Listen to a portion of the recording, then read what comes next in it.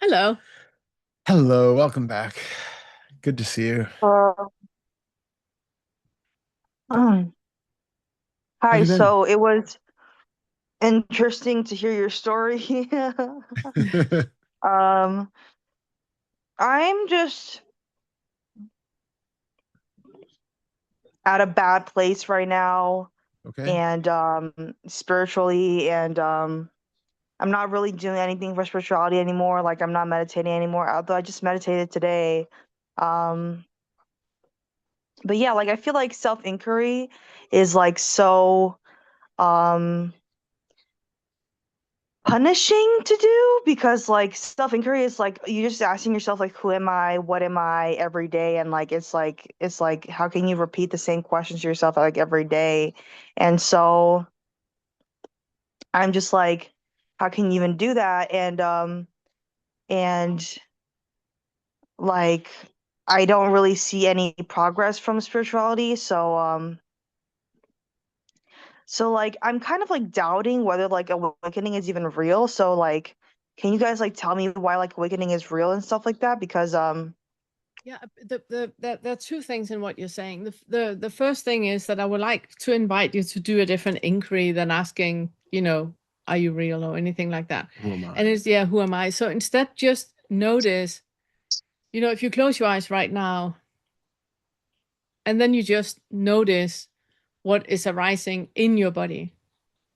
And the moment you have a thought about what is arising in your body, oh, my foot is buzzing, then you let go of the thought and go back to the sensation in the foot. And then you might have a thought of, oh, my hand is buzzing. Then you drop the thought about your hand and just go back to the sensation in the body. So instead of thinking about how you can do this right, you go back to your direct experience in your body. What is arising right now? And then that is your only practice. Mm. So when you're standing in line, excuse me, when you're standing in line at a grocery store and it takes immensely long time and you start to get annoyed by standing in line, then you drop the thought about being annoyed of standing in line and go back to how is your direct experience right now in your body.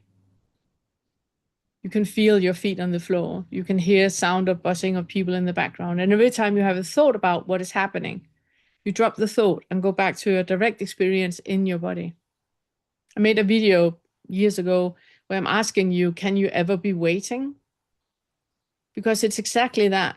You can only be waiting if you have an expectation about what is happening. So if you drop that, then you just notice what is happening in your body, in your direct experience right now. So that Yeah, was the so one thing. is that like an inquiry method? It is. Yes, but think of it less as inquiry and more as just paying attention because it's really what we're doing, right? Like, do you want to do your other thing before I No, no, jump in? finish this.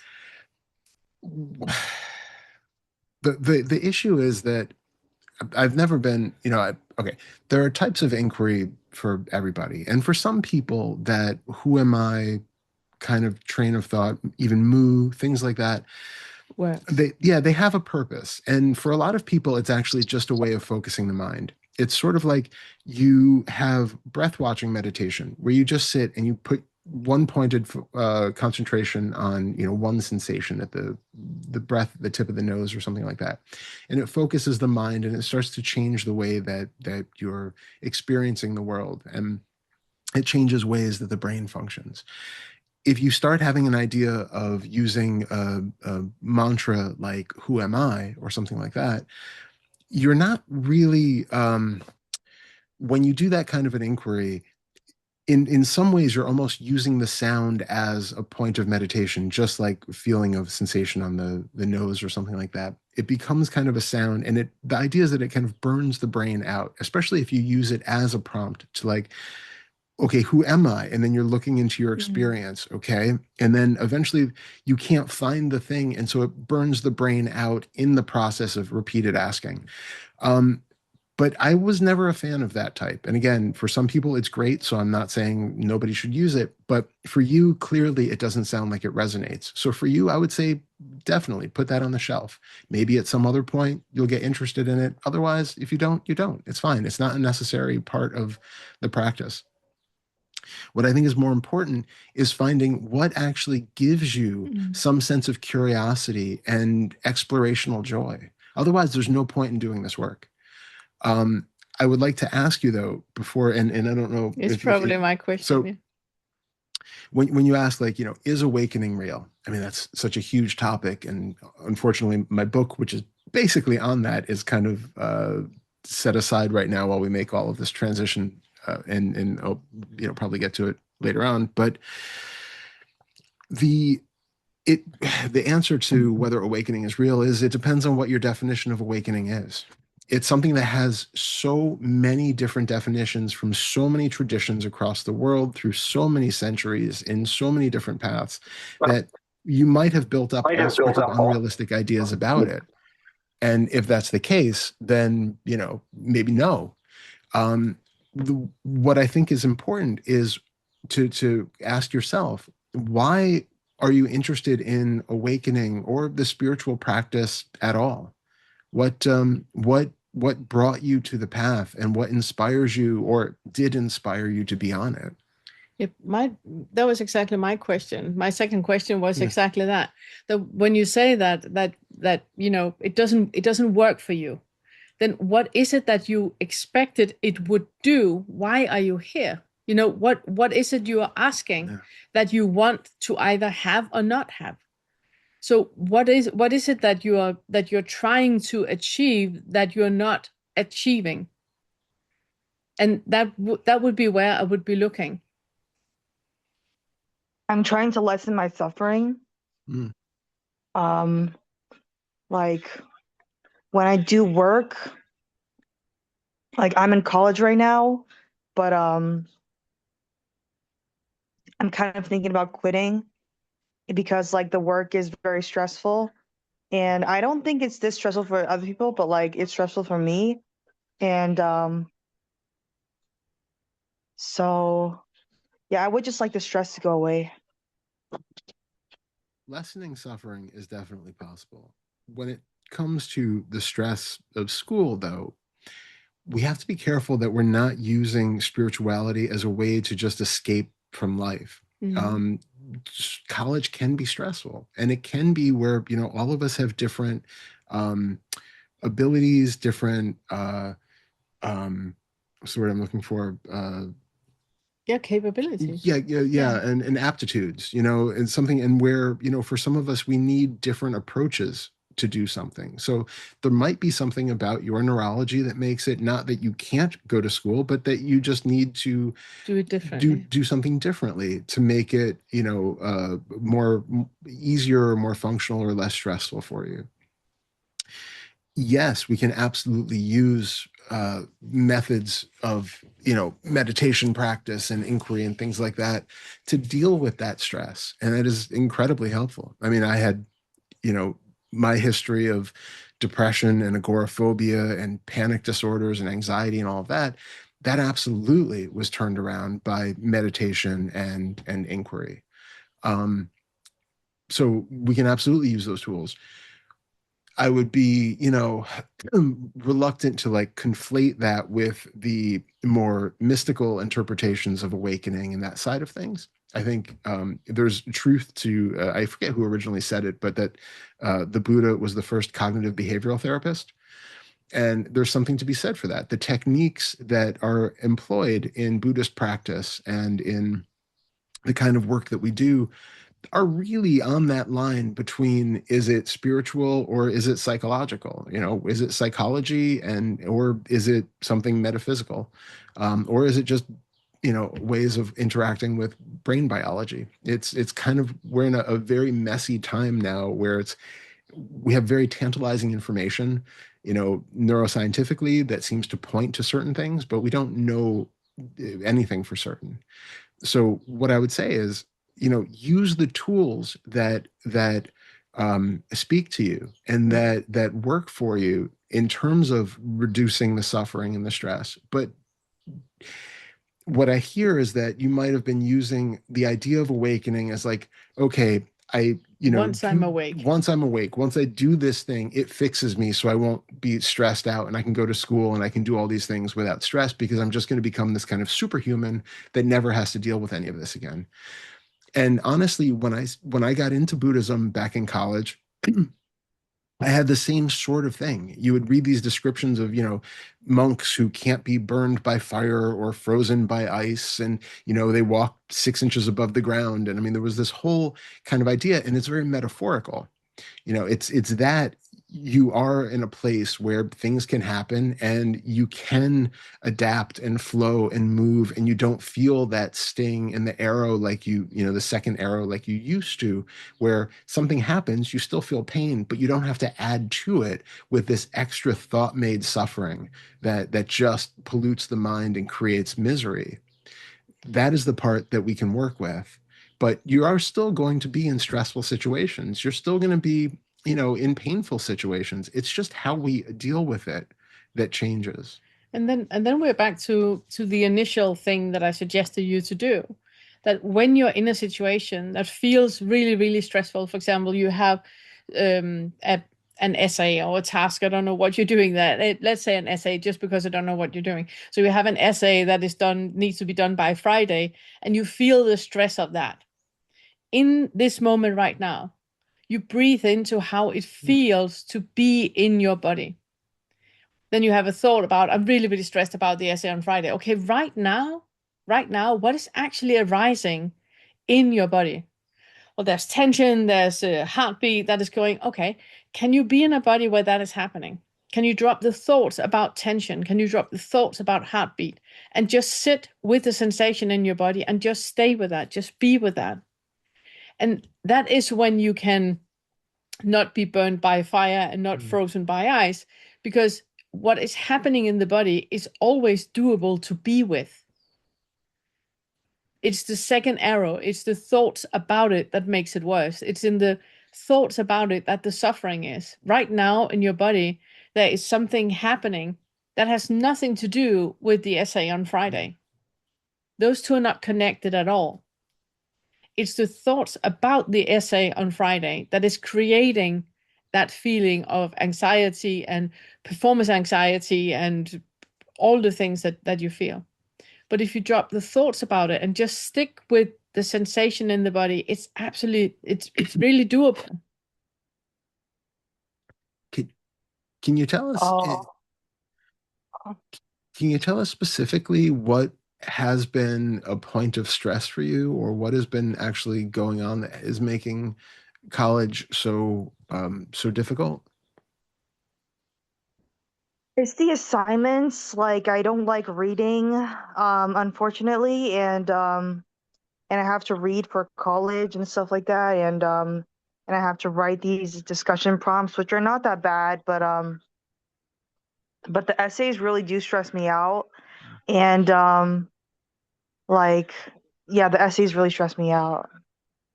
If it's about the reading, for example, if you don't like reading, literally sitting with a book and reading, there are lots of tools that is used, for example, for blind people, where it's audio, where it's read out for them. So it could be that it might help you, to think outside of the box. If it's because that you don't want to learn, that I do not want to learn anymore, then obviously you shouldn't go to college because that is why you're there. But if it's other obstacles, like you say, with reading is complicated, then think outside of the box. What do people do that can't read? How are they getting aid? How are they getting help? Because they still get college degrees and university degrees. So how do they do it? And then see how you can be helped in the same way. There's so much awareness now on neurodiversity that there are tools out there that absolutely can help you. Yeah. For example, for a lot of people with ADHD, what is that called? PO. I can't remember what it's called, but it's the moment that you tell a person that has that they have a task, it's not going to happen. Oh yeah, yeah. It would have happened otherwise. Yeah. So if you ask them, they might be thinking, oh, I'm just going to take the bins. And then you ask them, would you take the bins? The bins are not going to be taken. But if you hadn't asked them, they would have done it right away. I can't remember what the Yeah, short it's is. Yeah, I can't remember what it's yeah, called. it'll come to me. Anyways, the way that they are helped is by that the end of the year, you have to have given in all these assignments. You have to have given all of these essays, but it's not on time. So it's just whenever you feel like making it, you make it. So you're given space to get your college degree in a way that is suiting your needs. Yeah, PDA, that was it. Thank you. Yeah. I think like I probably have to ask my college for accommodations and stuff like that. Yeah. And it's There's not nothing about you, wrong with it's it. not about you doing less, you're just doing it differently. Yeah. So if you make that clear, that but I also think it's about you finding out when you say that I'm not sure I want the college degree, are you sure about that? Mm. Are you sure that is it? Or is it just a way to avoid the obstacles that you have right now with accommodating the needs that you have? Because if you want to learn, then school is the right place to be, you know? Yeah, like I feel like I don't really want to learn, but I just want to get the degree so I can get higher pay, you know? Mm. That is Are you are you are you motivated? I don't know what field you're going into. Are you motivated and interested in the actual field and what you want to do as a career? I want to be a therapist, but I'm not that motivated because as a therapist, you have to read and stuff like that. And like you have to read every week and stuff like that. So I'm not really sure if I would make a good therapist, but I don't know. It's just like, but I don't really see any other career path for myself, so it's kind of like sticky. Yeah, this is really that time of personal exploration, and it can be tricky, especially when you're when you're in the college age. And I mean, we talked about, we're visibly or noticeably different people, a few months after having our little experience in Europe that we had. And you're now going through one of the biggest transformations, in your biological lifetime, and then setting up this the trajectory of what's supposed to be the rest of your life going forward. And it's a huge thing to put on people at that age. Um, having a recognition that right now, maybe psychology seems like it's the only path for you for a variety of reasons, but this is a really good time to start uh, doing research, really expanding not on psychology, but on other options, other things that really make you motivated. You have to find something that you're truly passionate about. And I don't know if you're passionate about psychology at all, and if the reading is just a barrier to that, but it sounds more like psychology is just seen as a something you could do, but maybe not like your lifelong passion. And ultimately, a good psychologist or really has to be somebody who is genuinely passionate about not only the science of why we behave and think the way that we do, but also how best you can use that to help people who are suffering. um, it's like, we're doing this because we have that motivation to give back, to reach out, to To speak with support people, it. to support others. Exactly. And it has to come from that place of true care and real interest in it. Otherwise, it's not really going to bring a fulfilling life anyway, and you're not going to be the best at the job. And So it's all we're sitting here now because we really find it fascinating and we love talking about the fetters and we love talking about awakening the way that we work with it and yeah, we love sharing about our own experiences and hear your experiences and we really love doing that. So of all the things we could choose to do, this is what we want to do on a yeah, Tuesday. That's why we're here. yeah, So it needs to be like that yeah, you want to become something. And like Todd said, it's so unfair that we need to choose our life Yeah. path when we're young and we are not even sure of who we are yet. No. So finding something that you're passionate about, something that you really are Yeah. interested in, and if that is poodles or music or I was going to say, ceramics or exactly. I was going to say, I went to school for music because that was literally the only thing that motivated me. I had a period and I had different periods. At one point, I thought about law, but that was never going to be a thing. And then at one point, I was really I wanted to be a chiropractor. But there were things about it that I was just like, no, I can't do that for a living. And psychology is something that I had always wanted to do. I uh, took so many courses on that in high school and college, and I read, in free time. I would just go to garage sales and pick up old psychology textbooks for fun and just read them. And it was like, I was really deeply passionate about it, but I still couldn't imagine myself being a psychologist and doing that as a career. Music was the only thing that inspired me, that yes, I could imagine doing that for the rest of my life. And so I went to school for music and became a composer. yeah, and then never did anything with it. But I didn't know that That's not at the true. time. Have you made like 19 albums or something like that? I've done stuff, but realistically, maybe that degree wasn't necessarily instrumental in getting to that point.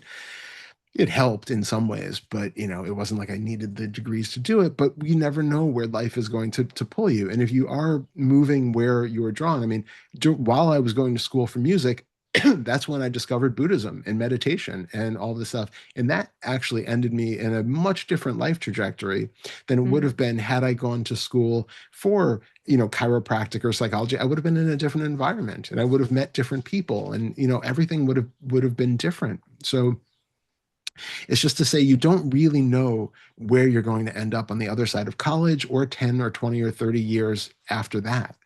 It's just a matter of letting yourself be guided by some sense of interest and curiosity and motivation and passion. Otherwise, And it actually goes for everyone, not only Vicky that is in the college age. It actually goes for everybody who's here, about you doing something that you're really passionate about, surrounding yourself with people that piques your curiosity. Yeah. Because you change all the time. You become the people you're with. They are, you are mirroring them. So it's an advice that goes to everyone. But as far as the actual, stress of whatever you're going through, which again is inevitable, what Pernilla said is spot on. Being aware of, when we've talked in the past, we've talked about the kind of daily inquiry, not the who am I side of inquiry, but just the being present in your daily experience with what is really going on in the body. So again, I don't know like what's happening internally when you're trying to read and what resistances are showing up, but when you're thinking about having to read, when you're thinking about the essay and you start to get that preemptive stress of, oh, and I have that, and you feel that heaviness and the tension and the fear and whatever other contractions happen in the body, instead of taking that as a sign that the essay is bad, you're not suited for it, you don't want to do it, blah, blah, blah, blah, blah, all of those add-ons, come back to just that contraction in the body. When you think about the essay and you feel the fear and the exhaustion and the rejection and the resistance and all of those things happening, feel the raw sensation that makes those up and recognize that that is not actually a direct connection to doing the essay. You're not even doing the essay now. You're simply having a thought about an essay, and you're actually reacting to the thought, not the actual essay itself that doesn't even exist. It's just hypothetical at this point. So what we're doing with the practice is not making it so that you never have any stress on a deadline or something like that, but that you can feel when the body has these habitual reactions to a situation. Oh, I feel, the teacher says I have to have this essay in by next Friday, and you feel the sensation arising in the body. Right there, stop and just be aware of the sensation and be with that in all of its glory. Completely feel it, not as something that you need to get rid of or something you don't want. Just be aware of it, and then see what happens to it as you are curious about it and exploring it. And then notice that when you're actually doing the essay, your experience of it is completely different, because now it's a totally different moment. And then you can feel what you're feeling when you're actually writing the essay. And if you get tired, you're noticing that you're getting tired, and you notice that your mind is wandering and you're doing something else. All of those can be different practices that you can work on, but it's not about changing you so that you're never, able to have a stressful thought again. It's just you can learn tools to adapt and work with that stress in ways that don't, derail your life in some way. It just makes us more adaptable humans. Does that make sense? Yeah, thank you guys so much. I have to go now, but it was very helpful. You're good. I'm glad. Okay, Good good. luck with Yeah, everything. good luck with We hope to everything. see you next time, and let us know what's going on by the next time we have a meeting.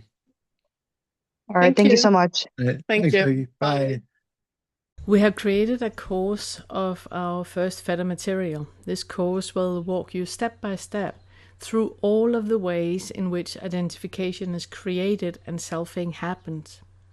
If you've been struggling to see through the self structure or have that first awakening shift, this course contains hundreds of tools to help you discover the selfing mechanisms when they're happening, and then see through the illusion of identification that are created. Along with over 14 hours of videos, this $49 course contains a full book worth of summaries, extrapolations on the videos, written inquiry suggestions, and other text. So work slowly, leave time for integration. This is powerful material, and it can be life-changing.